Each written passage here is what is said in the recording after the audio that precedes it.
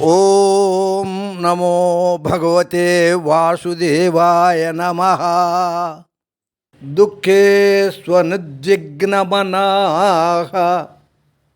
సుఖేషు విగతస్పృహః వీతరాగభయక్రోధః స్థితధీర్మునిరుచ్యతే.